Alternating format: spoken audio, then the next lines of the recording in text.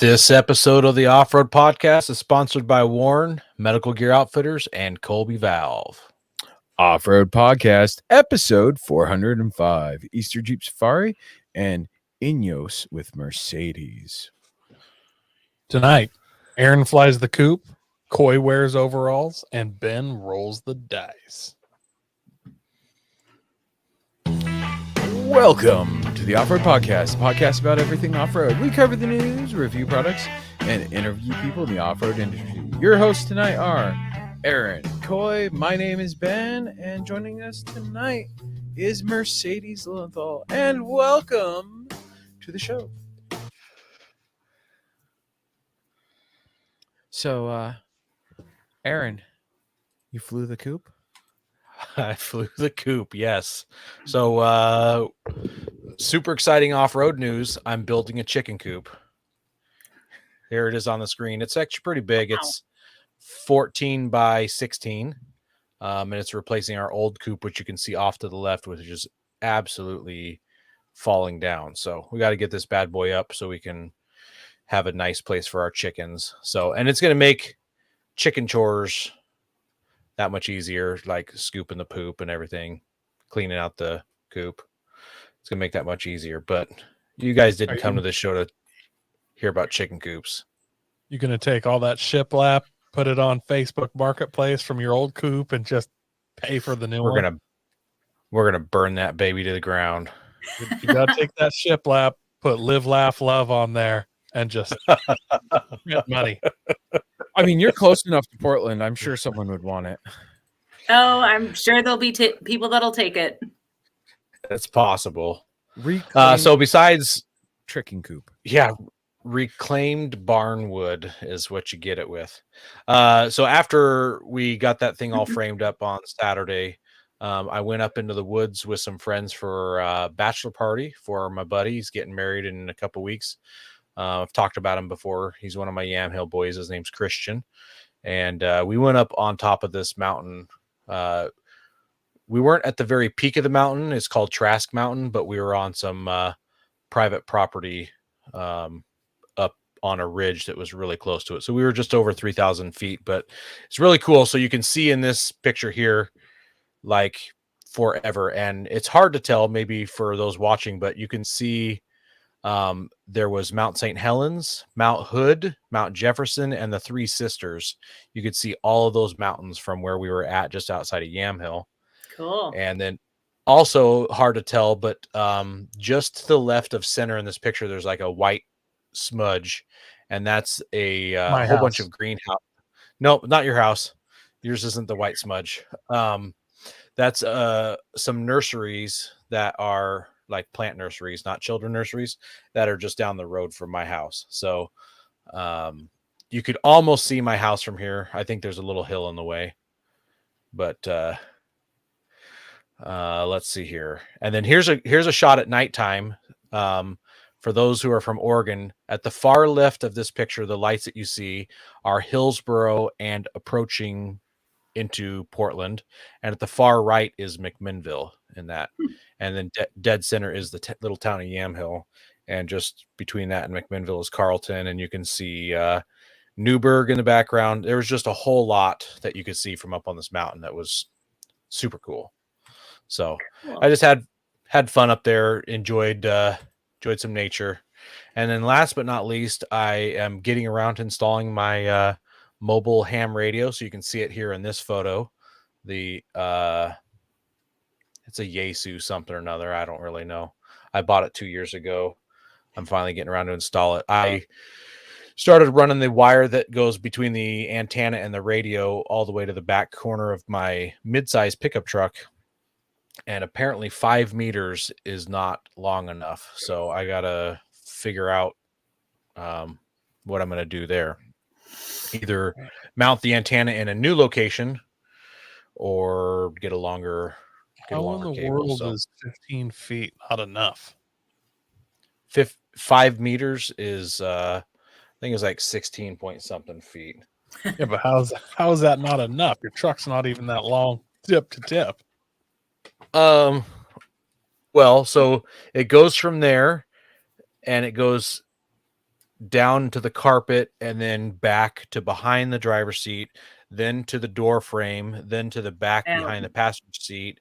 And it's got to go up and tuck through a vent between the body and the bed. And then it drops down and runs underneath the bed and then up to the back corner of the tailgate. Wow. So there's a little bit of up and down there.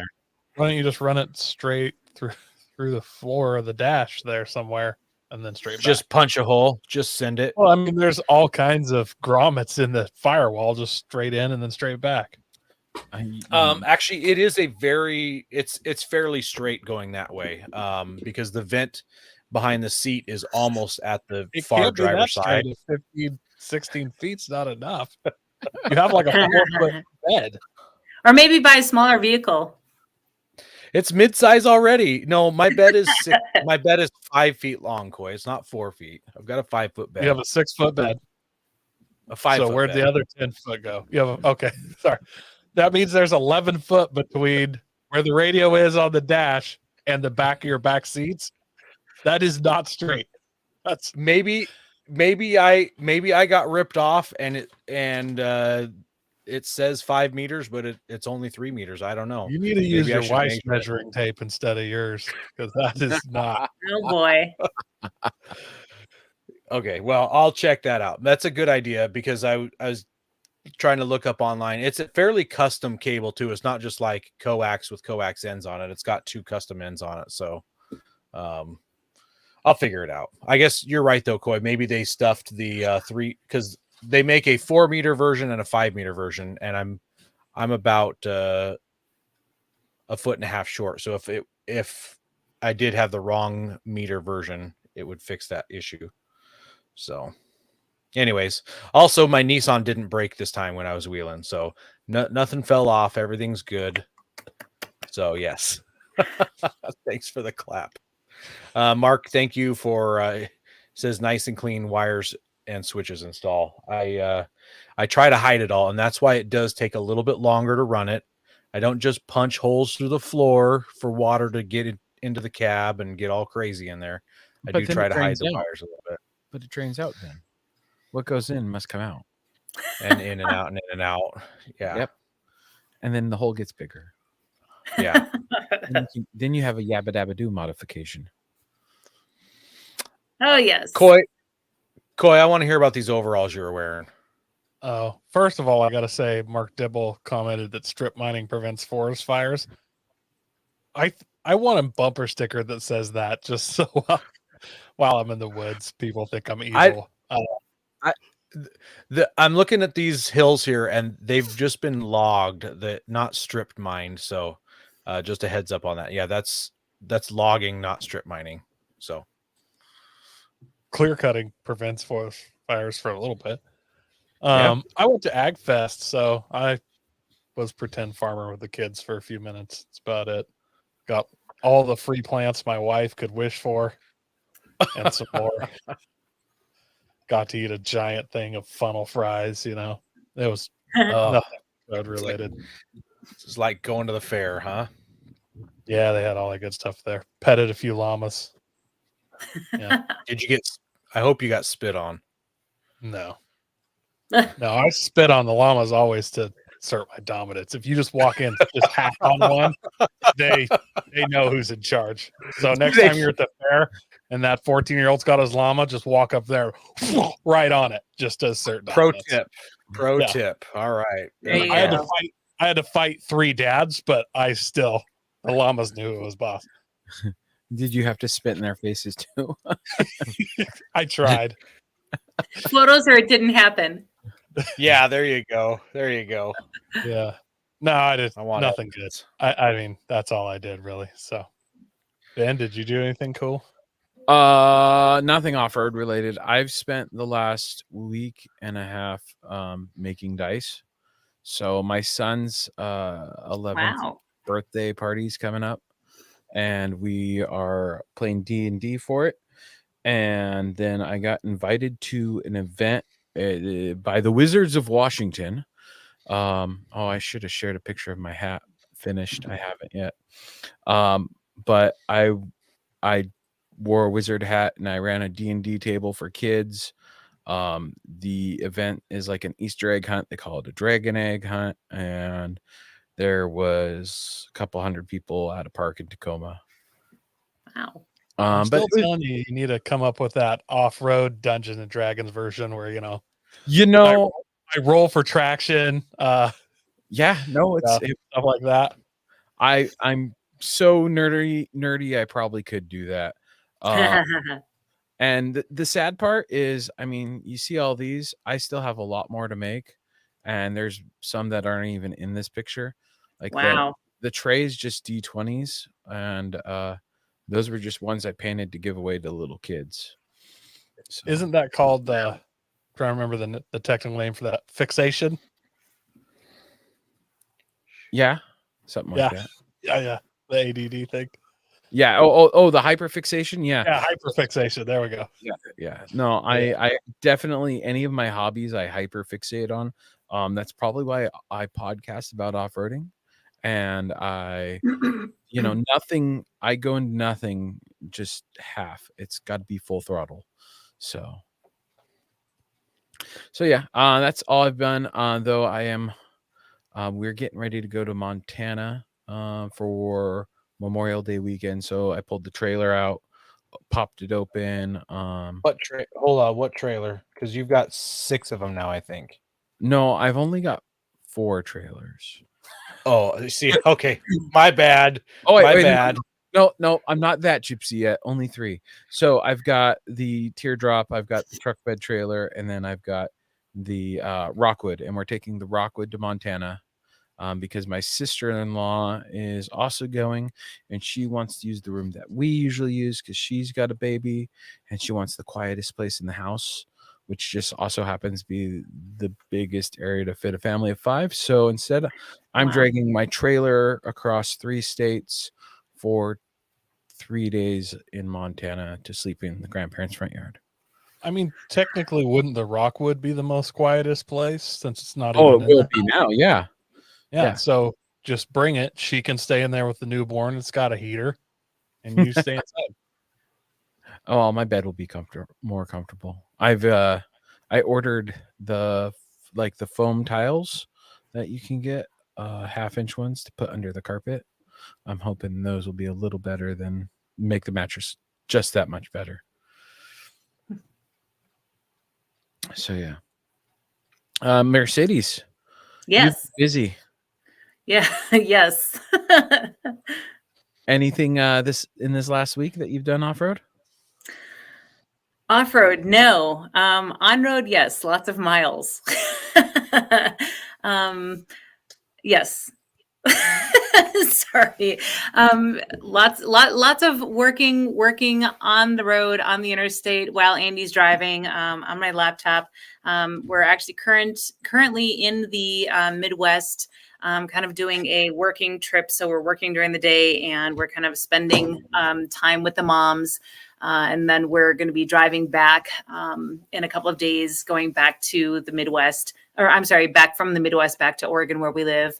And then I'm going to be flying out to Colorado. I'm one of 6 media that was chosen to do a couple-day high elevation camping / off-roading training clinic that I'll be covering, and part of that's going to be outside of Grand Junction somewhere. I don't know quite where that's going to be and what I'm driving. I don't know much about it, but that'll be pretty cool. That'll be from, let's see, I think the 10th through the 12th. So that'll be off-road, and then I will be headed to Overland Expo West. So, and then there's a bunch coming after that. So some of which I can talk about, some of which I cannot yet talk about. So lots coming down the pipeline. Some of which she'll tell us about after the show, and you guys won't get to hear about till it actually happens. Some stuff I can't yet even tell you guys after the show. So I'm like chomping at the bit. I'm so You don't chomping need at to the tell bit. the listeners that though. Like Not you're gonna yet. tell us everything. We're such close. Yeah, There's like just make things it sound bubbling really at the cool. surface. Just I make it wish I sound could super tell you, and it's gonna be like maybe in a couple weeks. But yeah, no, there's some really cool things coming up that we can't share just yet. But just stay tuned. It's really cool. It's happening this year, and just stay tuned. That's all I gotta say. Excellent. Sweet. There's a nugget of goodness right there. Somebody's right, about to be well- a Ford Bronco ambassador. What was that? That somebody's about to be a Ford Bronco ambassador. Yeah, Oh. we don't need another vehicle in our driveway. I thought they were getting forklift certified, but we'll find out. Yeah, maybe ham certified. We need that though. We Oh, actually yeah, should. yeah, you do. We there's a bunch of stuff we really need to do, but forklifts, Yeah. we could probably use that actually, but so And- yeah. And Andy knows what I'm talking about. Forklift certified. He's all about that. Yeah, Uh, well, and a bunch of other stuff I'm listener sure too. feedback, Aaron? Yeah, so we did get a little bit of listener feedback. This video that Ben put out umpteen years ago of him riding a Chinese scooter to Tahuya with Jeremy. Yeah, with Jeremy, and like doing terrible, and him like I think half the video is him trying to kickstart it. Anyways, so someone from YouTube named Shi Chen Wu wrote into us, and I'm going to refer to him as the well actually guy. So he wrote, in fact, KYMCO is a Taiwanese brand. Taiwan is not currently part of China, FYI. So Ben, you can't call it a China scooter anymore. It's a Taiwanese scooter. So well, I mean, at the rate China's working at, I mean, Taiwan's going to be part of China again soon, right? I think they think it won't be long. So yeah. It's still China scooter to me.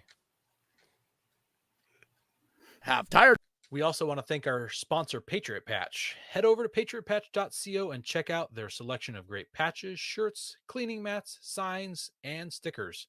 You can also join the Patch of the Month Club for $15 and receive a patch, matching sticker, and artist proof each month. And let us not forget the patch of the month, which do I have the picture of this one up here? No, we don't have it. We don't have it yet. Oh, okay. It's not dropped yet. Okay. Well, they did announce it today, but we'll put it in next week's show. Okay. Well, on top of that, we've also got our off-road podcast patches shipped in the US for one, $13 shipped in the US for one. Any additional patches are $10, or you can pick us up $10 each from us in person. Just send us a message through any of our channels and we can hook you up with the PayPal link. And here's a shot of them, the off-road podcast patch in the Lumen Locker patch, which the Lumen Locker patch does indeed glow in the dark. So I'm just realizing that you played the Colby Valve ad for like a split second. Oh, did you change it over? Because then I stopped paying attention. Yeah, terrible. Okay. That's me. Okay, good. Have tire troubles ever left you deflated? Colby Valve has got you covered. Ever have a valve stem leak? Colby Valve makes reusable and easily replaceable valve stems that don't require you to remove your tire from the wheel. They work with your off-road rig, ATV, side-by-side, commuter vehicle, or even your tractor. Never be left stranded again because of a busted valve stem. They also have a tire repair kit for those punctures that keep you away from doing your favorite thing, wheeling. Make sure to check out colbyvalve.com or ask for them at your local off-road products store. Okay, so I'm going to take this first news story. Toyota might soon be announcing that the Toyota Stout might be coming back. And if you're not familiar with the Toyota Stout, it was like the smallest pickup truck you could get way back in the day. That looks like a Nissan Frontier body shop with a Maverick rear end. That's interesting. I hope it doesn't look like that. Anyway, so Toyota, there's some hinting that Toyota might be launching a Stout to compete with the Ford Maverick, which, as far as I know, the Ford Maverick has absolutely been killing it out there. Ford has been upping production and can't even keep up. And we talked about, I think we were in July last year when we talked about Ford not taking any more reservations for 2022 for the Maverick. So they closed the ordering for it. They were so booked up. So I think it's a wise move. I think that more and more people are realizing the utility in not having the big old American pickup truck that may or may not guzzle gas or diesel and is hard to park, and you really can get away with a body on frame type rig that will get amazing fuel economy. When you need to run to Home Depot and pick up some potting soil, it's more than fine for that. I think people will wise up to this. So they're talking about it being on the RAV4 chassis, which makes sense because the Ford Maverick is on the Escape chassis. I don't want to call it a frame, but it's in the Escape chassis. So and there's also talk because Ford has their FX4 package, and I believe there's a trimmer package for the Maverick as well that they would do a TRD package. And I can't remember. Let me see if I can find in the article real quick, but they talked about it possibly being announced at an upcoming event. Let me see if I can find it real quick. Yeah, I want to see, but didn't the LA Auto Show just happen recently? So yeah, but I don't think it was. I don't think it was the LA Auto Show that they talked about. I remember it being some strange name that I didn't remember. So I don't know. It doesn't. I guess it doesn't matter when it's announced. It's announced. They're talking about it possibly starting as low as $23,000, which Eric in the comments says they'll never be able to compete with the price point. The Maverick currently is starting at $25,600. So if the Toyota comes in $400 higher, which it probably won't, but if it really does, that'll definitely be competitive. So, and I could see a lot of people buying these rigs. So Travis says even if it is more than the Maverick, if it's got that Toyota quality, it'll sell. Yeah, perceived would it Toyota at that quality. price point? Yeah, perceived. If people pay mid-30s for a RAV4, I think they'll pay mid-30s for a RAV4 with a pickup bed. Like, yeah. It is one of the most popular sold vehicles in the world right now.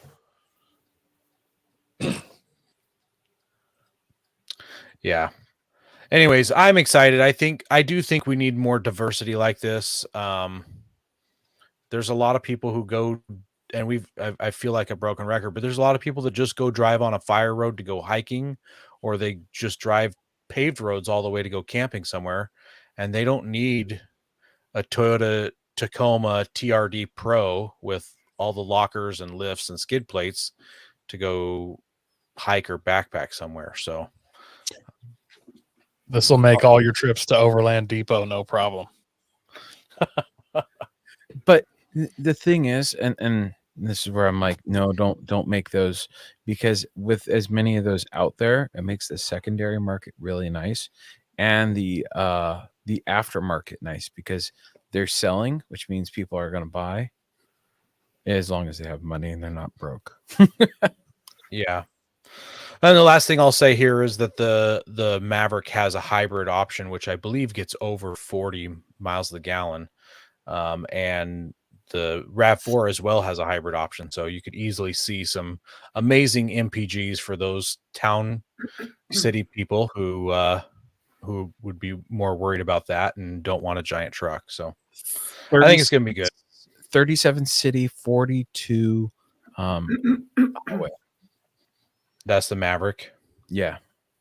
Yeah. I see Crankshaft Cultures here in the comments says Hyundai Santa Cruz competitor too. I know that it is a competitor. I didn't bother mentioning that because I can't confirm this, but I thought that I heard that the Santa Cruz sales are not doing that good and it's not selling at all like they thought it would. And the Santa Cruz costs quite a bit more money. It starts at $26,000, I believe. So it's a competitor. It's not competition. I guess you could put it that way. Yeah. Aren't they one of the affected ones that you could steal with a USB cable? I don't know about that. And I don't need to go to jail finding out the hard way. No, it's a TikTok thingy where people are stealing Honda or Hyundais and Kias with USB Oh cables. my goodness! Wow. It's a huge theft problem where the my neighbors got rear-ended theirs, and they can't get the parts because that people steal them and strip them or wreck them, and so they can't get the parts to fix them. There's like a lawsuit that's going to be filed. They're getting stolen. It seems like there should be lots of parts available on the used market. Facebook Marketplace. We've all bought shady parts at one point in our lives. Well, this next article, maybe a little shady itself. Saying it's a rumor is probably giving it too much credit. Autoblog brought this, and then they're quoting Car and Driver, and Lord only knows where Car and Driver is getting their info from. So the rumor is that the Ford Mustang is scheduled for safarification, as they call it. Ford is supposedly developing a Mustang Raptor with a 5-liter V8 that routes 500 horsepower to all four wheels through a 10-speed trans and electronic center diff. It's leaked that it will have Fox shocks and a 2-inch lift with all-terrain tires. With an more extreme Mustang Raptor R version to follow. I hope they call it like the Ken Block edition or something. I think that would be a great tribute to Ken Block. Unfortunately, it being a Mustang, is it going to be like now it'll be able to run into crowds on the trail too? Well, my thoughts is like before you would jump the curb, but it would break your car. Now you jump the curb and do 3 more cookies. Like the curb's hardly slowing you down. That's funny. I had to check after you posted this article in here. I had to check to make sure that like you didn't look at an old article from April Fool's, because I mean we're only a month past April Fool's Day, and I'm like, this can't be real. And then I'm like, well, maybe it's the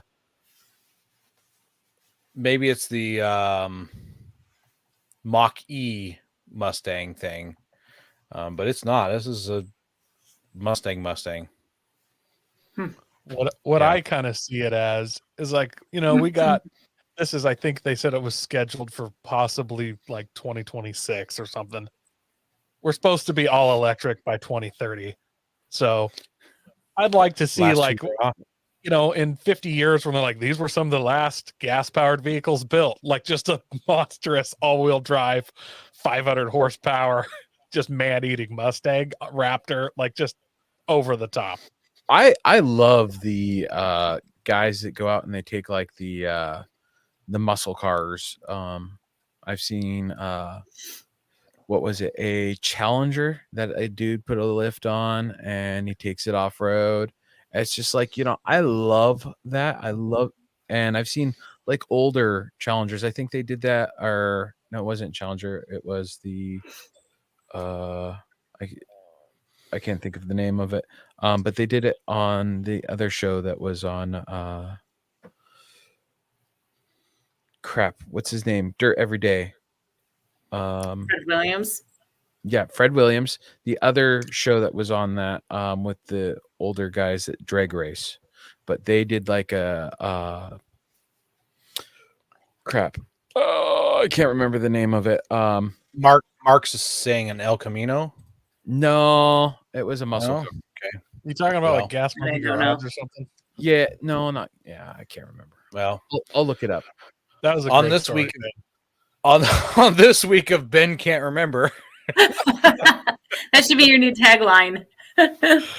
So hear me out on this though. Like first it was the 4-wheel drive guys, or maybe it was first the Hunters were off road, and then they start complaining about the 4x4 guys. The 4x4 guys, then it was the rock crawlers, and the rock crawlers complained about the overlanders, and the overlanders started complaining about the Subaru guys, and then they complained about the side-by-side guys. Do we all get to complain about Mustang guys on the trail after this? Like they're their own unique, horrible breed of person. Like, can't we just all get along? Can you imagine us getting to blame those dang Mustang guys coming out here tearing up the trail with their Mustang Raptors and leaving oil pans all over the trail? There's something weird about that whole. That's interesting. It was a Dodge Charger. Oh, good. It just came full circle.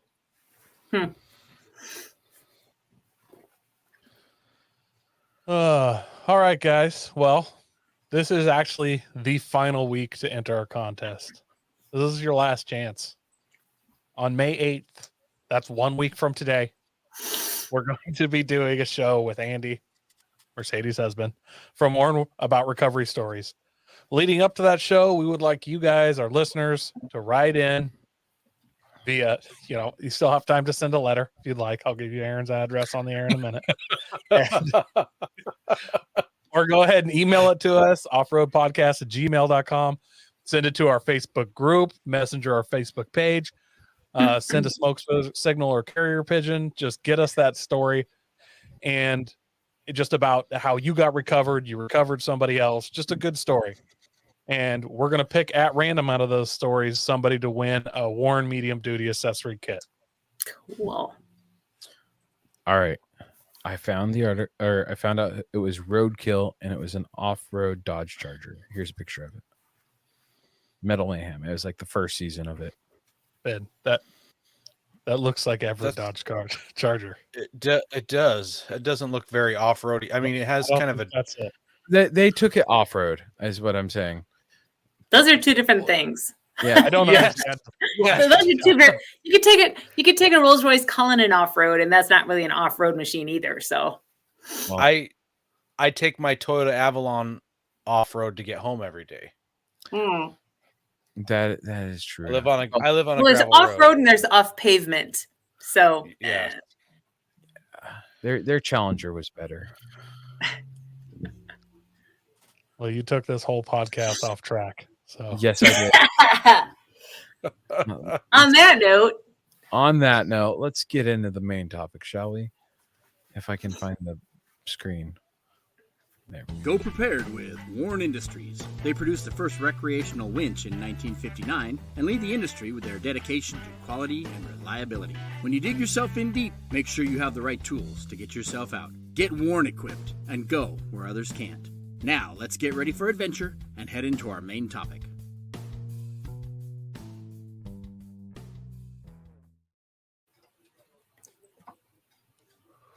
Whew. Boy, it took a while to get there. the suspense, I'm telling you. Yes.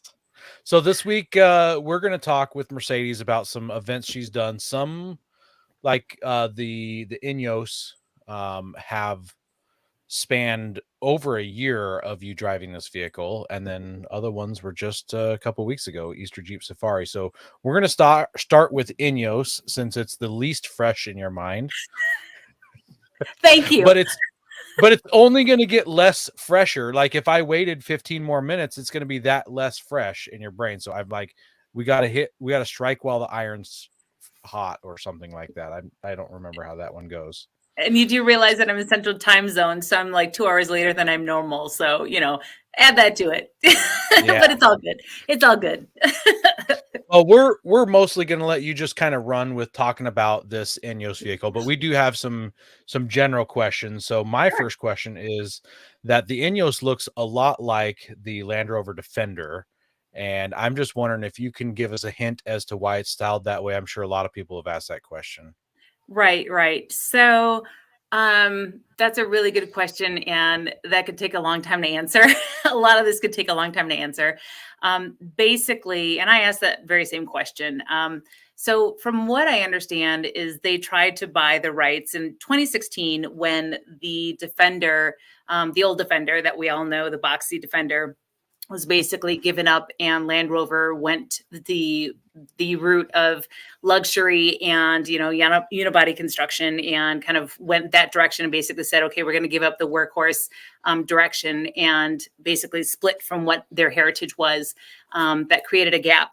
And Sir Jim Ratcliffe loved Land Rover and loved the Defender and loved that whole history of it. And from what I understand is he wanted to buy the rights to carry on that particular vehicle. And that didn't happen. I don't know specifics on it. I don't know exactly what happened. But he said, you know what? after that time, he's like, you know what, there's a gap. I want to continue that. I love the fact that it was mechanical wherever, it was more mechanical. It wasn't like everything was touch screen. Everything was, all computers, this and this. It was more field fixable. And he wanted to create a vehicle that was very similar to that. Not necessarily similar looking, although there, echoes a lot of those similarities. And so they created something of their own, which they insist is unique from the ground up, to basically emulate their rendition of mechanical wherever necessary, and mechanical wherever possible and technological wherever necessary. So that's where the Ineos Grenadier came to be. So I believe in 2017 is where they started the Ineos actual production and the ideation process of it. And then up to this day, then that's when the actual production of it happened in Scotland. And then that's when we all flew over and did the actual the drive event. So there's a lot of kind of iteration happening in between then. Yeah, that's the very first one in Texas that I saw. Gosh, what was it, maybe a year and a half ago? So that was a very, very, very first one that was ever hand built. So that was pretty much the exterior chassis and the carcass of it. The inside was basically a steering wheel and not much else, like a seat and a bunch of wires. And that was in France, driving the prototypes, early stage 2B prototypes, and that was about a year ago.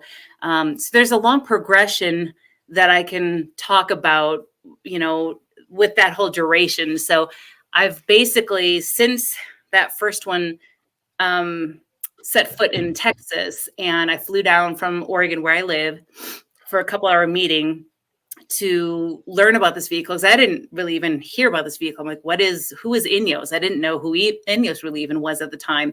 And this vehicle looked a lot like a Land Rover and the old Defender. I'm like, well, is this a spinoff? What is this? Who is this? Yeah, I didn't even really know myself. And talked to those guys and talked to their PR agency and learned a little bit more. I thought, I'm like, I want to keep a close eye on this company and understand a little bit more, and just really kept a close pace, because to me, I thought this could be a really interesting vehicle just dynamically throughout the world, but especially for the North American market. So it's been very interesting to see how they've evolved over the last, probably, I'd say, year and a half. I think if I'd have to check I think Instagram has probably been Texas maybe year and a half or so, up until now. In January was when I did Scotland for the production ready Grenadiers, when I drove that. That's a long answer. Yeah, that is okay, but that's fine. It's a good in-depth answer, and not only did you answer my question, but you gave us a lot more insight into the rig. So I love hearing. I can't quote you on it because I don't remember exactly how you said it, but mechanical as much as possible, and right, technological where necessary. Yeah. So when I talked so basically engineering's whole thing was they really pride themselves. What they wanted to do is lessen the amount of ECUs that were in this vehicle as a whole. So they want it to be field fixable as much as possible, right? So like if you think about the older Defenders, and like even our old Mitsubishi Pajeros, right? So Andy and I have 2 Pajeros and a Delica. Mitsubishi Delica van. And so, they don't have a ton of ECUs. They're, obviously these are 1990s technology, so they don't have a ton of ECUs. They don't have touchscreen, this and that, and this and all these different things.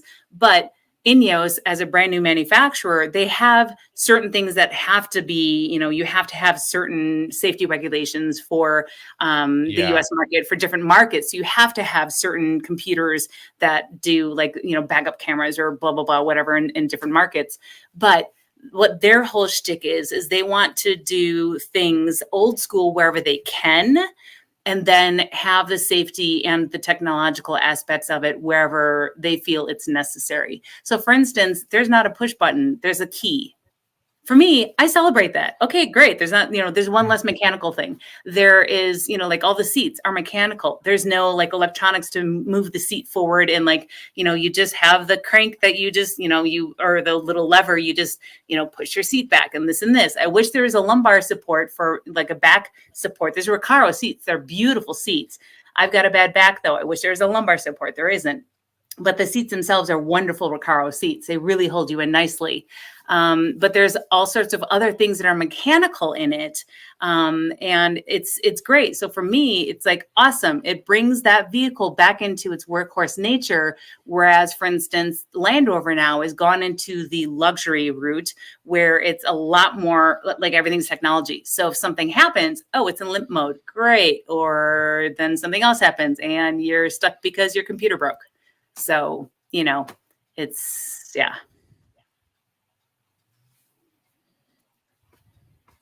Eric says he wishes more manufacturers do this, and I wholeheartedly agree. Right. I have no qualms with manual seats at all. I mean, it's wonderful to be able to have settings like my wife's F-150 has 2 settings. So you have it set, you just push the button. I'm number 2, by the way, in her rig. She's number 1. I push number 2 and it adjusts the mirrors and the seats and everything to the settings. But I will absolutely survive without that. I do not need that stuff. And we've never had that. Hey, I'm excited when I've got cruise controls. So it's like awesome. We've got automatic windows and it's like, oh, we've got, auto up and down. It's like, oh yeah.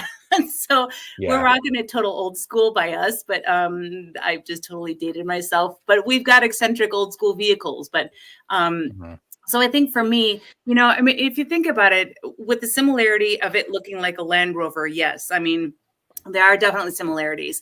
But when you think of a Bronco, right, or you think of a Jeep, Wrangler, Rubicon, obviously, right, you've got the wheels out further, right? So you've got you've got a boxy look, you've got the wheels out further, you've got certain stance. They all have that because they are more stable and they're better off road. And so you've got certain dynamics, but they're all looking kind of similar because of those types of those features. So, and same with the Mercedes, the Glendewagen. So, how much different can you look or make something look if it's going to end up acting similar because those are the features that you need to have off road. So, but yeah. It's a really interesting vehicle, and I'm looking forward to it coming to North America. It'll be a little while yet, but yeah, it's I can talk a lot more about just the whole time, driving it from the prototypes in France, to the production in Scotland or anything in between. Some of the stat specs, what's good, what's not good. There's lots of stuff that I can talk about it. I might have to look through some of my articles about some of the specifics, though, because it's been a while on a bit of it, but I'm happy to do so. I'm stoked that it has an actual key. The amount of I know it's literal key. Have one vehicle that has a fob, my wife's car, and the amount of time and discussion that goes into who has the fob, where is the fob, is it in her purse, do I have it to get left in the car? It's mind blowing. It's the worst invention ever. Right. Well, and if so, this is a good photo here. So if you were to actually go back to the interior photo, let's see. Well, this is a prototype, but you can kind of get the gist of it.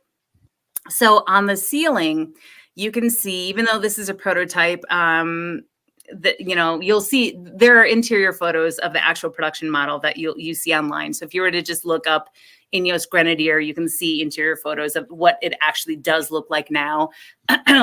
But one of the cool things of the Ineos Grenadier is they paid attention to a lot of the switching. So they have the switching further apart. So if you're wearing heavy gloves or winching gloves, or just you've got bigger hands, for instance, because some guys do, or some women do, they have a lot of the switching further apart, and they have things noted. And a lot of the off-road modes are all up above. And they have things that are very tactile. So it's not touchscreen driven. It's all tactile, either like push button or knobs, or just flipping back and forth. So again, really easy to use. They have safety systems in place. So it's not like the off-road mode or the wade mode. It's not like a push on and then you go. It's a push on And then I think, let's see, it's a dual sequence thing. So you push on and then you have to wait and then you push on and hold, I believe.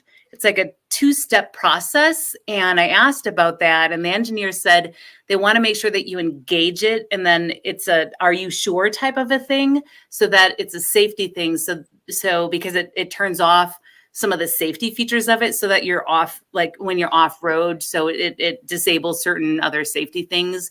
And they want to make sure that you're not all of a sudden driving on the highway and then you accidentally just pushed it once and it's again, they're like are you sure you want to delete this file on a computer type of a thing? Oh, there you go. Hey, there, perfect. Sorry, you said wade mode? Do you mean by like water fording?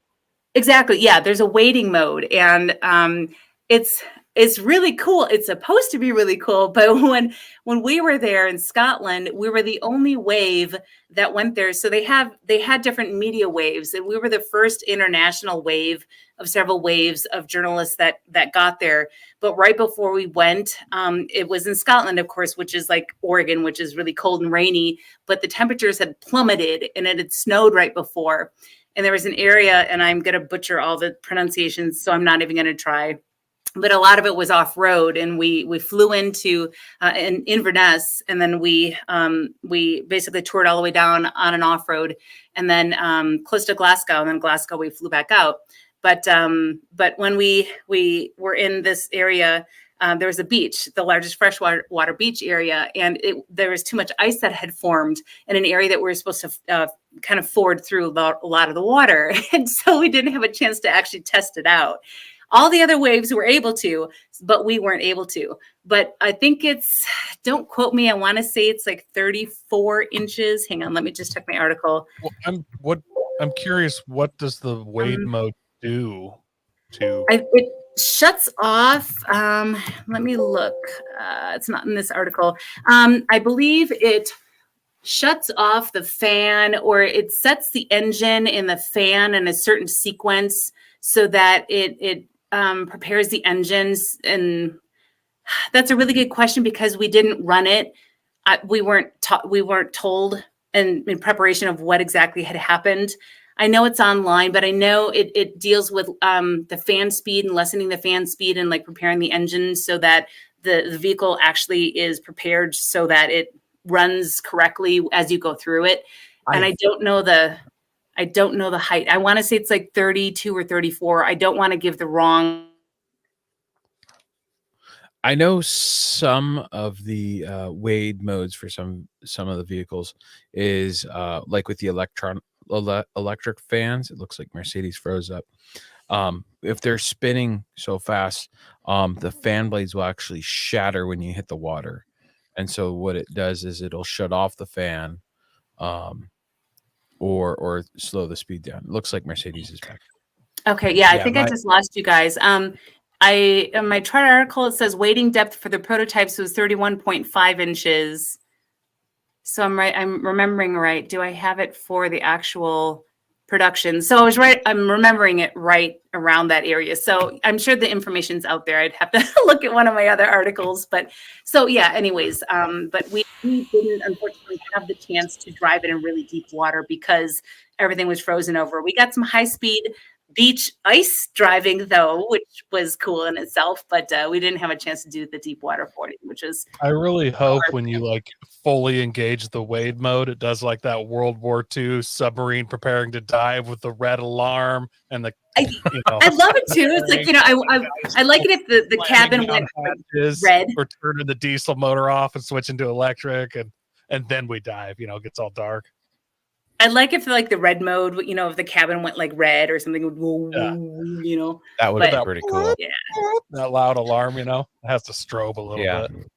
Yeah, didn't have a chance to test that out, but we got a picture here. I'm going to pull it up. Here it is. I love how utilitarian the Ineos is.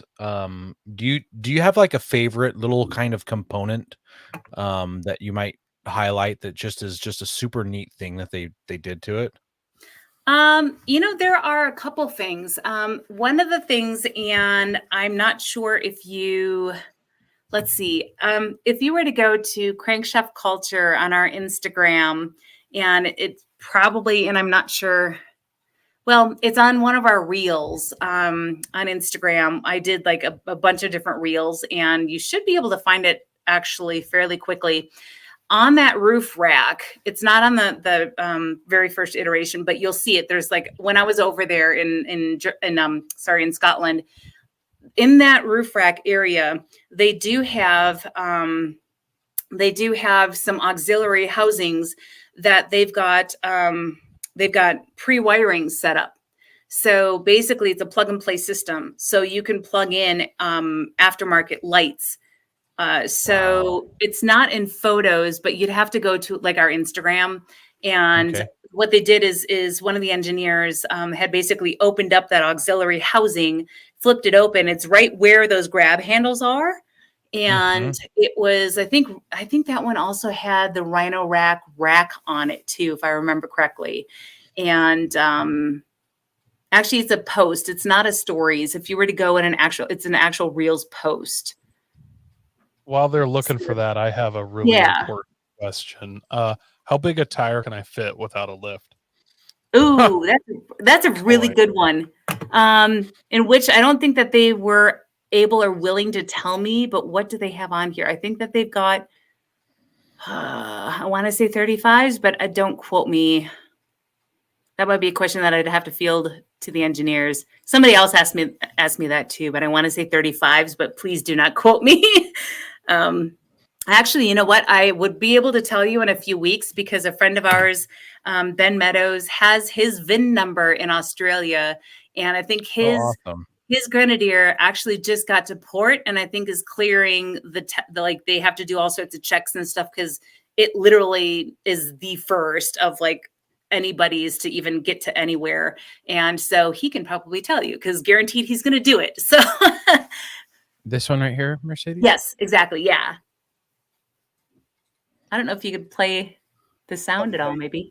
Capability. So want to throw a light bar on one day? Fine, just do it there, plug it in, and away you go. You don't have to be pulling down headlining, roof, interior panels. It's all pre-done for you, and that's kind of what we're trying to do is make it prepared for you.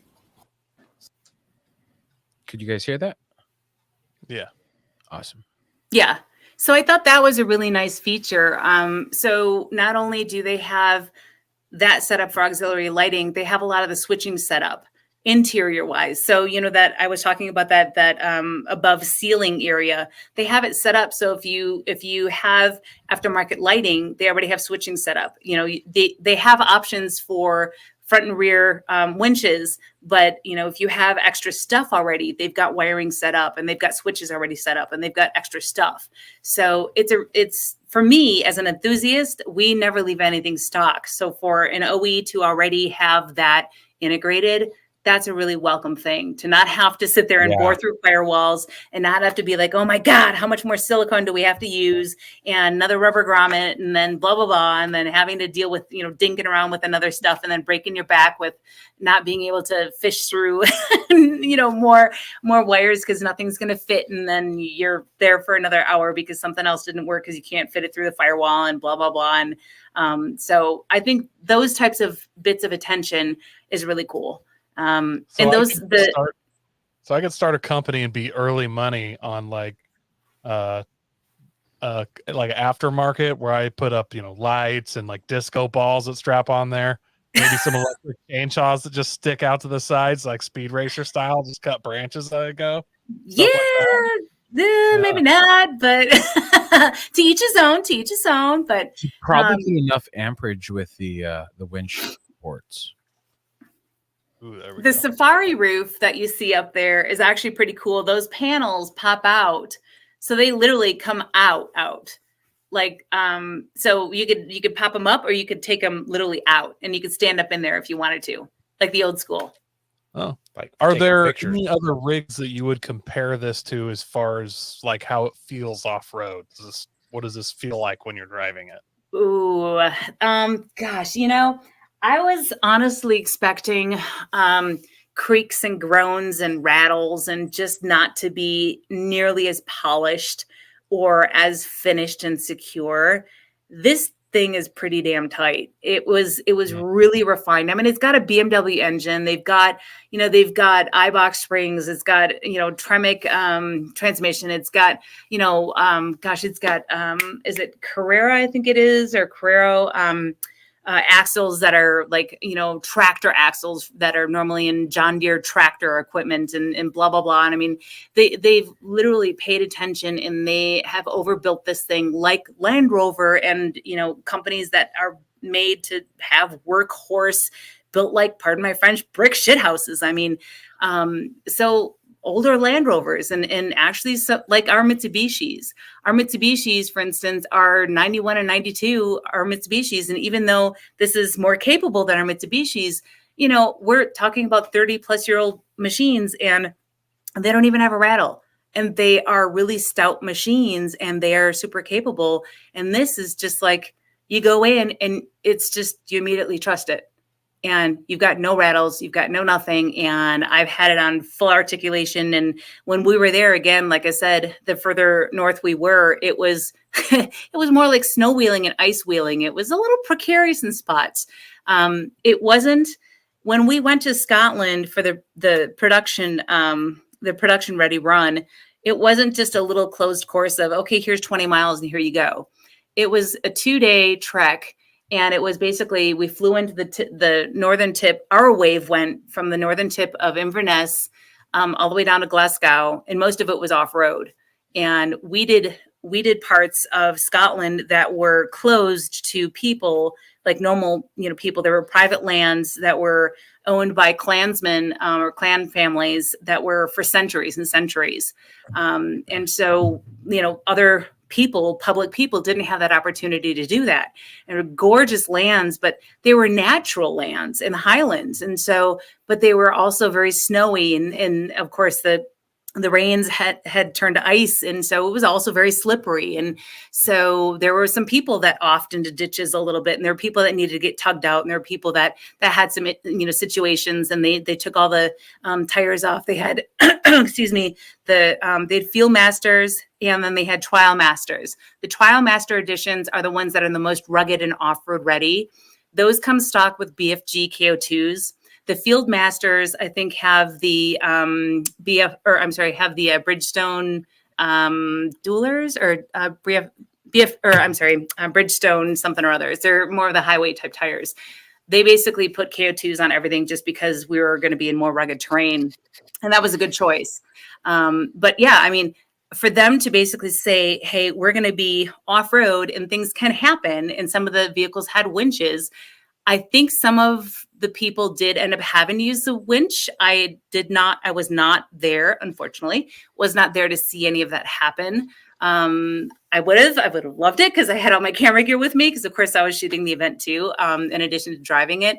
But for a manufacturer to say, you know what, we're here, drive the vehicles, we're in a natural habitat, and we're going for probably, I think, a few hundred miles, and a lot of it's off-road. And it's tricky. And when we went further south, the terrain got really muddy. It was really wet. It was really rocky. It was very slick. It was very steep. Did you have to recharge at any point during that trek? There was gasoline and diesel. There was no electric. Okay. So yeah, it was diesel. So it was all right-hand drive, but it was gasoline and diesel. And diesel so far is not coming to North America. It might be coming to diesel might be coming to Mexico, but so far we're only getting the petrol version. So, but I think for me, it was really cool to be in a vehicle that was so solid for that length of time, and to have a manufacturer that was that open and okay with allowing journalists, especially a lot of people that were on our wave. It was North Americans, so it was Canadians and US people, and people from Saudi Arabia and the Middle East. And so people weren't used to right-hand driving, those vehicles, and especially on very tight country roads and twisty roads. So people were having issues just kind of keeping the vehicle just even on country roads, much less off-roading it. And just saying, okay, well, if you just get in a ditch, we'll tug you out and be okay. And to allow that to happen, which I just applauded it, because it's not on a closed course where it's like, okay, here's some flex. And then let's go here and do this. Okay. And then let's there's the camber, and then the off camber, and then okay, then you're done. It was a total natural, long, lengthy, and that was really cool because you got to test everything except for the water. But that was just Mother Nature. So On Eric, I just looked it up, and it's estimated base price is 70 to 100,000. So they confirmed with me that it will be under 100. They also said that the third week of May is when they're going to announce North American pricing. There's been a lot of speculation, especially with the chicken tax. They've been really tight-lipped about it. They haven't said anything yet as far as North American pricing. So that's the best that I've got. But they did say under 100. Let's talk about some place that should be a little bit warmer than Scotland. Let's talk about your recent trip to Easter Jeep Safari. So, I always want to know at events like this what people's favorite rigs are, and since you were there checking out Jeep specifics, Jeep brand. The stuff they brought is what I'm trying to say. I want to know what vehicle stuck out to you that wasn't brought by Jeep themselves. And it can be a Jeep, just not one of the concepts or 20th anniversary rigs that Jeep brought. So not a concept or not an actual Jeep corporate Jeep? Yeah. Correct. Yeah. So that would be an easy answer for me. If it's not a concept Jeep by corporate, or if it's not a corporate Jeep that is, if it's not that, it would be Jesse Combs' Goldie Rocks, hands down. Okay. I had a feeling you might say that one. Can you describe what Goldie Rocks is a little bit, and then we can actually you could just jump right into the run that you went on for Jesse Combs Foundation. Yes, right. So Jesse Combs, for those of you that don't know Jesse Combs, look up Jesse Combs. Take the time, look up Jesse Combs. Yeah, there's a photo of Amber Turner, and it looks like Taylor driving Goldie Rocks, the Ultra 4 rig that Jesse Combs had driven and won the Everyman Challenge at King of the Hammers. And I think it was 2018 or 16. I'm trying to figure out the year. We're trying to piece together everything. Jesse Combs, so it's Jessi and then Combs, Combs, is an amazing talent who left us way too soon. A lot of people might have known her being a TV personality like Mythbusters and a lot of the 4x4 shops or 4x4 shows. Welder, very talented person in the auto trades, and just very, very wonderful racer, Ultra 4 racer, and also land speed record record holder. And she died in 2019. Basically, she got the world record of the fastest woman on earth, land speed record, but she died doing it. The Guinness World Record. And the vehicle Goldie Rocks that you see just in the center spec there, she's sideways, or the vehicle is sideways there. Long story very short, I'll try to make this short. But that vehicle she had driven and had won in the Everyman Challenge, was the very first woman to have won this very, very grueling race. It's a very severe rock crawling race in King of the Hammers in Johnson Valley. It's a big open desert area, huge rocks in California. And she was the first woman to ever win it. And she was known as Queen of the Hammers. And then she tried to race it again in 2019. And there was a steering box issue. And the vehicle, to my understanding, and I'm trying to piece together all of this knowledge, so I don't know a lot from that point now what happens after that. But there's a steering box issue. I think that she didn't finish that race. And again, this part I'm not quite sure yet, but she didn't finish that race. That vehicle at that point didn't move on to do any other competitions. Then unfortunately later on that year, she ended up dying doing land speed stuff. Long story very short, and I'm trying to keep this short. Sorry, guys. So Jessie Combs Foundation was formed after she had passed to basically bring together women who are going into the automotive trades to honor Jessie's spirit, to be in her light, to follow her dreams. She always wanted to help women. She always wanted to just be there for everybody and to help them just get into the trades. She wanted to help everybody. She loved everybody so much, and she was such a talent. And so there's a scholarship every single year, and they've helped so many. This foundation has helped so many women. And so some of these recipients, along with the backing of the foundation themselves and Savvy Off-Road and so many other companies, have basically brought Goldie Rocks back to running condition. And I think it was only 2 months to bring it back to running condition, to do an Easter Jeep Safari run. I believe it was a 7-mile run, or 7-mile rim run, or a 7-mile run. I can't remember the name of the trail, but and bring a bunch of rigs together and very notable people together to do a run. And I was there to help document it in Jessie's honor. 7-mile rim, I think, is the name of the trail. Yes, 7-mile rim. Yes, run rim. I'm dyslexia is getting me right now, but yes. And here's some of the photos. It was such a magical day. It was such a just unbelievable day. The spirit, the warmth, the love, the energy, and it was just all for Jessie's honor. It was the first time that Goldie Rocks, that particular vehicle, was back on the trail, and some of the scholarship winners were able to run it and actually drive it, and it made everything just. It's just undescribable. It's just it was the best. It was just absolutely the best. I just can't even say anything more. Sorry. It's just it was so great. It was just so great. It was so great. And it was the first ever JCF, Jessie Combs Foundation Trailblazers run, and it's the first of many more. And so Goldie Rocks is kind of the impetus and the material, one of the material things of who Jessie Combs is. And it's kind of a beacon of her spirit and her vivaciousness and her energy. And it was just such a great, forward momentum of the foundation and everybody around her. And it just, yeah. And so there's just so much more coming, and I can't say too much more, but there's a lot of great things happening with the foundation, with those women and the companies that are all surrounding that. So, but sorry for the long answer, but there's a lot of great stuff there. Maybe this next one can be shorter.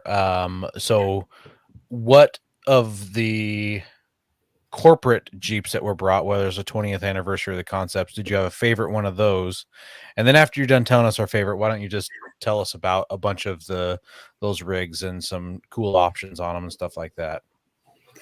Yeah. Gosh, this needs to be like a 7-part multi-series or something. So gosh, there were 7 concepts. So switching gears, going to the corporate concepts, there were 7 concepts this year.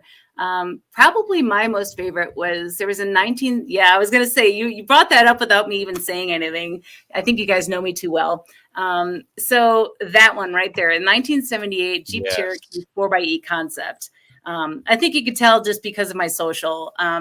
So that one took them a long time to build. I think they wanted to release it last year, but it just wasn't ready. They basically put a 2022 Jeep Wrangler Rubicon 4xe, so an electrified plug-in hybrid underneath it, and then wrapped it, an extensively modified Jeep Cherokee body around it.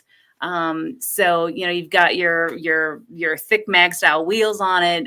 You've got the really cool, retro graphic roof under, I think it's a carbon fiber roof too. And it's a pretty cool rig. So, you've got the really thin doors, really, it's a really neat rig. So it was pretty cool driving it. I'd have to say out of all of them, I mean, the Magneto, the electrified one. Yeah, that's probably still my second favorite one. That's a fun one to drive. I did not know this, and I don't know if you guys did or not. So Magneto 3.0, so this is their BEV. So this is their battery electric vehicle. This is their all electric one, the third iteration. So the third year making it. This goes up to 900 horsepower, I believe. Or no, I'm sorry, 650 horsepower and up to 900 foot-pounds of torque.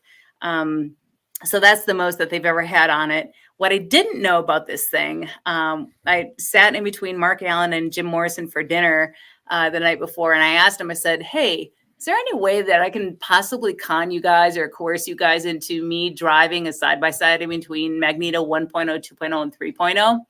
And Jim looked at me and he's like, that's a really good question. I don't think anybody's ever asked me that. And that's impossible.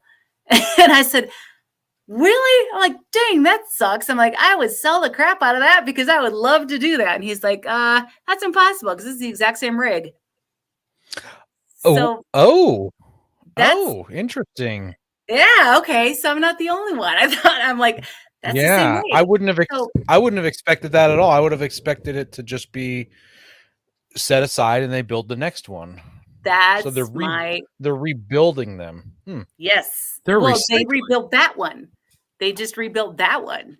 So yes, Magneto 1.0, then 2.0 is over that iteration. Then 3.0 is over that same exact chassis. So that is the same exact it. That's pretty cool. That is interesting, but it makes sense in the sense of, okay, how can we improve it from what it is to make it better? Right. So interesting.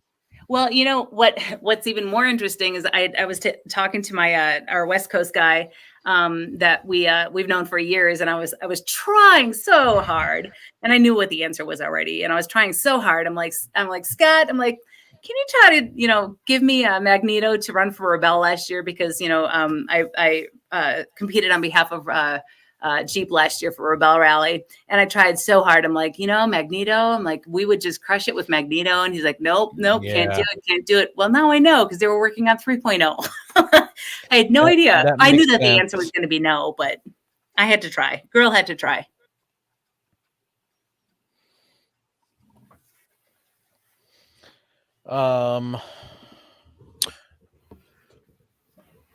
There was a couple other rigs, but I've got a question. How many times did you run Metal Masher? Oh my God, none. Thank God. None. Because I had 4 times last year. Who does 4 times Metal Masher? That's a lot. No, I didn't. But I was literally on trails every single day except for Friday. That's awesome. Or no, Thursday or wait, was it Thursday? I think I was on the vendor show. No, yeah. No, hang on. Friday I was at the vendor show. Thursday I was on a trail too. I did Hell's Revenge for the first time on Thursday, and then Thursday was the SEMA Toro run. You've never done Hell's Revenge? No, I know that.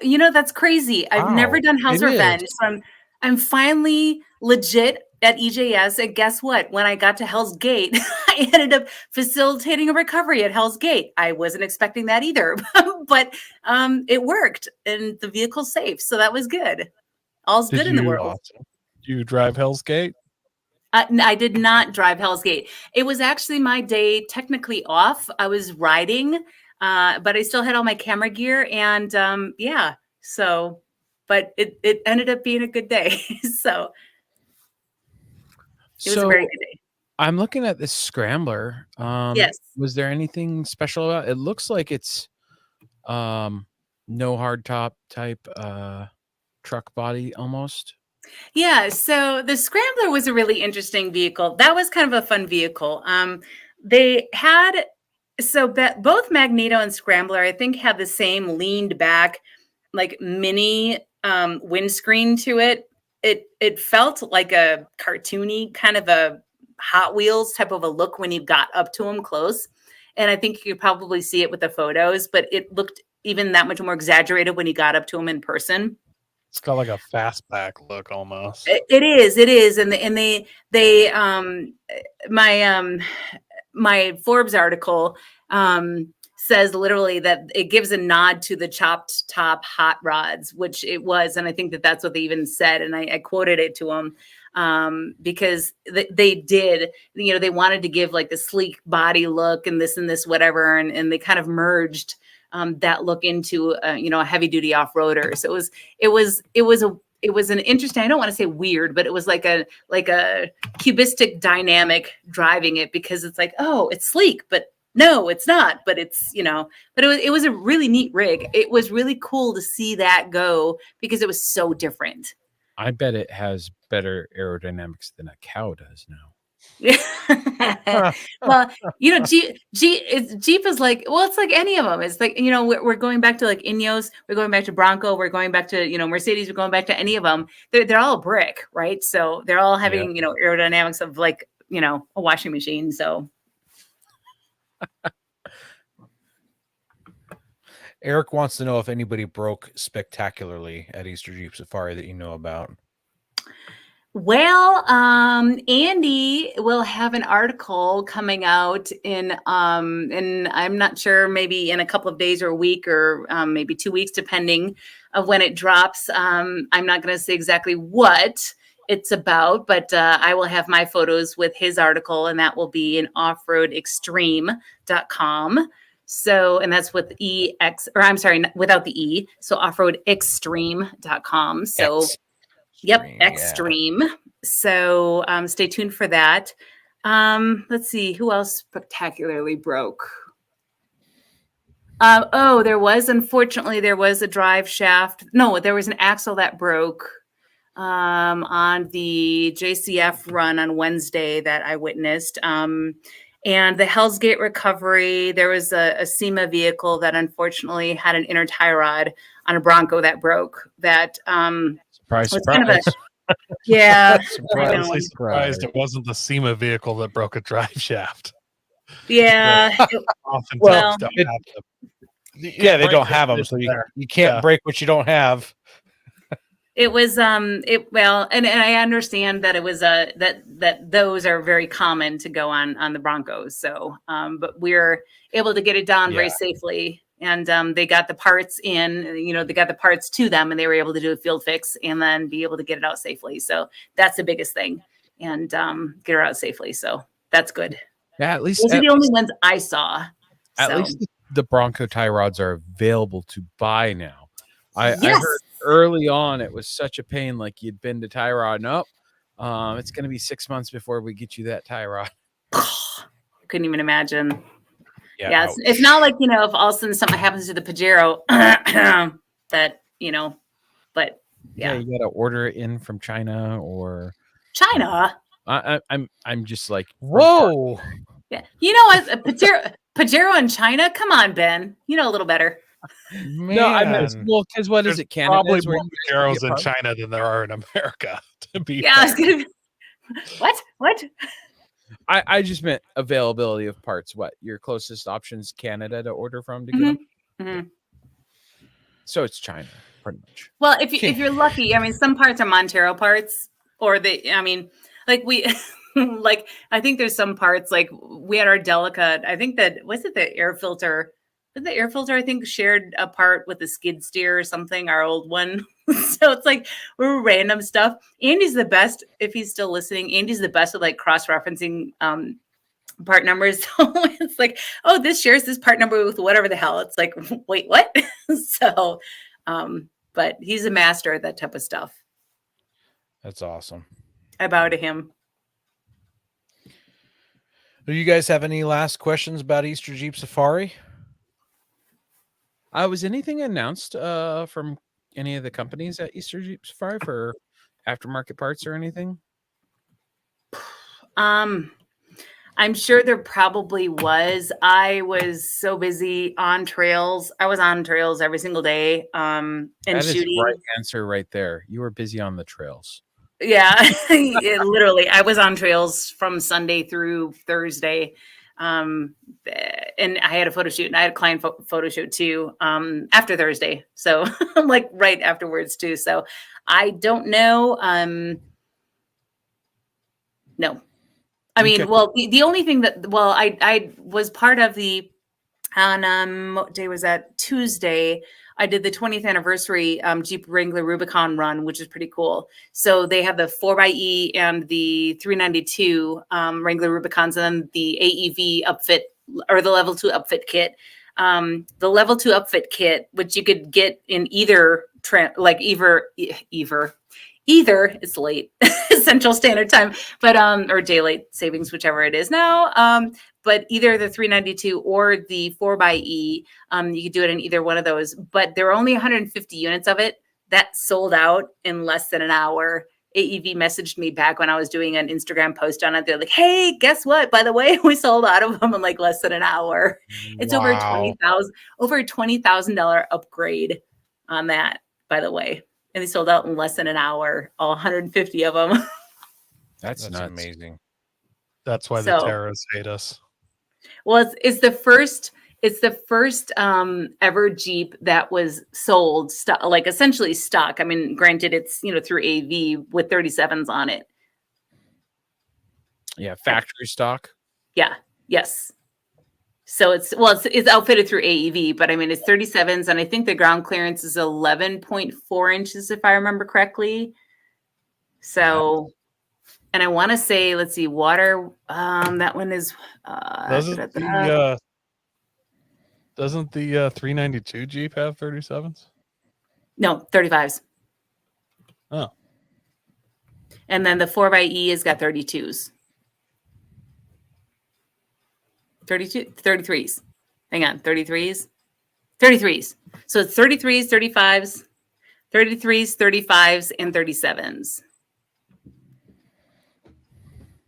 Okay. So then let me give you a 2-second little rundown of the 4x.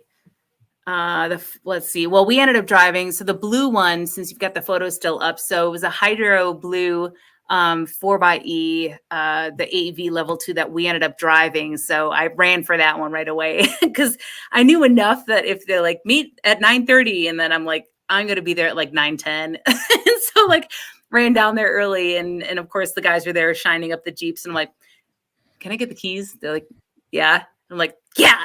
So like ran and grabbed the keys right away for that one, because there was only one AV one. I'm like, all right, I'm going to grab that right away. Nice.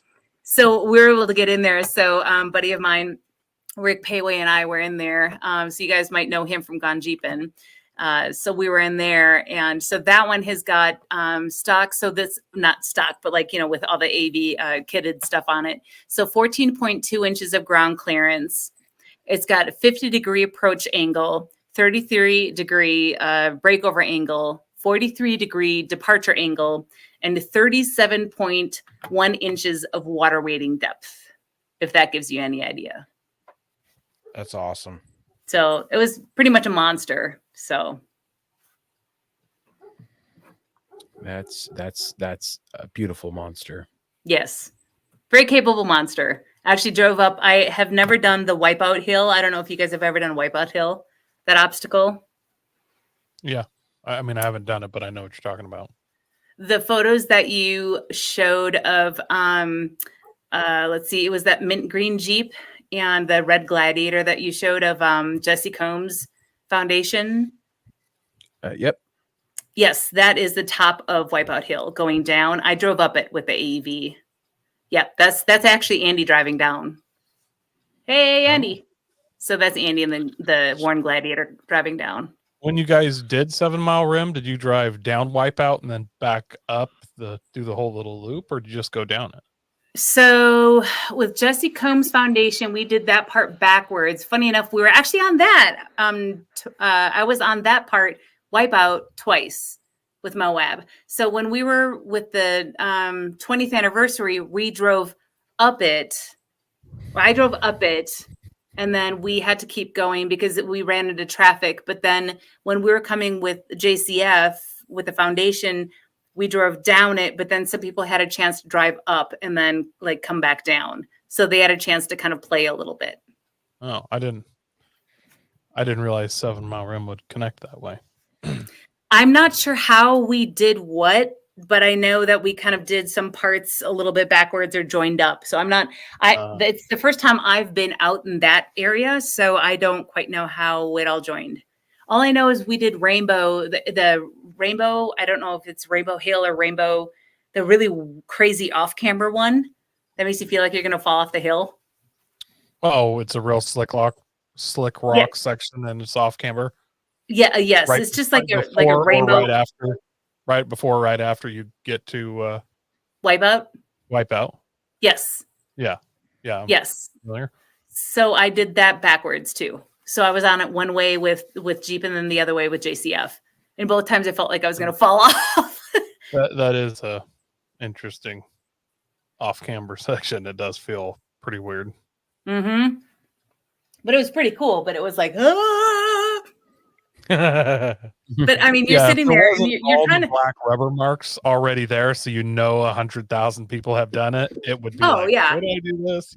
Well, you're trying to take photos and you're like, and it's like, and you want to publish a photo, but in a magazine, you're it's like this, and the Jeep is like this, and it's like you still can't. It doesn't comprehend.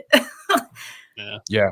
So I think, let's see, is it my Forbes article? I can't remember which article that I might have published it in. If it's Forbes or OVR magazine, I'm not quite sure which one it might have been into. It might be Adventure Eggs. I'm not quite sure, but anyways, I have one, and it's just you can't get the gist of it until you're actually in there and you're realizing it. But it is pretty cool. But I'm still it's for me, it's weird with the off camber stuff. It's a little bit of the so Yeah. Well, you just mentioned magazine articles. I was going to say that for the end here. So if anybody wants to do some more reading up on what Mercedes has written recently, in our show notes, we've got the piece she was talking about from OVR magazine, which is the 7 concept vehicles from Easter Jeep Safari. She's also got the Forbes article for the Rubicon 20th anniversary editions. And then we've got an article in here from Tread and Off-Road Extreme, which are both about the Ineos Grenadier. So make sure you check those out. And we'll try to make sure we get those posted out to our Facebook pages as well. So if you forget about it, you might stumble across them on our social media. Awesome. That'd be great. And if anybody has any questions, I'm out everywhere. I know my name is long and longer, and it gets longer by the minute, but feel free, drop me a line if you have any questions. Happy to answer what I know, and I'll tell you what I don't, but I'll try to find out the answer. Awesome. Well, just a reminder, next week we've got Andy, Mercedes' husband, coming on. We're going to swap them out. And he's going to come on and we're going to talk recovery stories, and we're going to give away that awesome recovery kit. And thank you everybody who has been listening to us all night long, talking about all these awesome things. We appreciate you guys. Thanks for the comments, especially you Twitch person who wants us to sign up for a promotion. Actually, we don't really care about you at all. But we appreciate the rest of the people in the comments. Make sure you're sharing us with your friends, helping us grow, and God bless America. Don't forget to visit Patriot Patch and join the Patch of the Month Club. Check out our Gaia affiliate link for up to 40% off. Also, don't forget to head over to Warren Medical Gear Outfitters and Colby Valve to see all their great gear. We're a proud part of the Firearms Radio Network. Got a comment or question? Send it to us through our webpage at firearmsradio.net or through our social media channels by searching for Off-Road Podcast. Also, you can listen to us live at overlandradio.com Mondays at 7 p.m. Pacific. When off-road, please remember to have fun, tread lightly, be safe, and courteous. Thanks for listening.